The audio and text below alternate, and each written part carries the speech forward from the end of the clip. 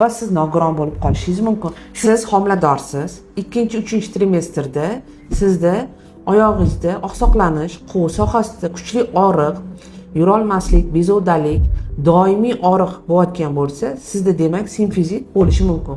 Hozirgi kunda juda ham direkt kimga kelayotgan mavzu dolzarb bo'lgani uchun bu haqda gapirishga qaror qildim.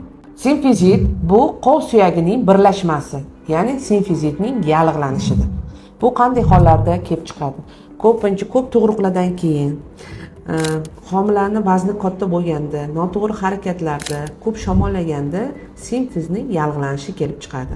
Xo'sh, bunday hollarda nima qilish kerak? Agar sizda qo'l sohangizda og'riq bo'lsa, birinchi o'rinda to'g'ri diagnoz qo'yish kerak. Ginekolog ko'rigiga kelib, biz palpatsiya qilamiz, qo'l sohasini o'zini nuqtasi bor, simfizitni aniqlashni kuchli bosib ko'rganimizda, palpatsiya qilganimizda kuchli og'riq bo'lsa, sizda aniq simfizit bo'ladi.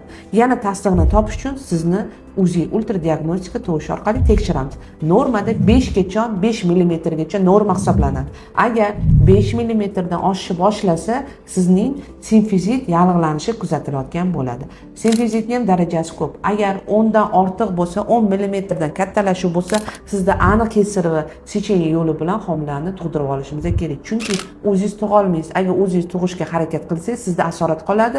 Bu simfizitni birlashma sohasida svязкалар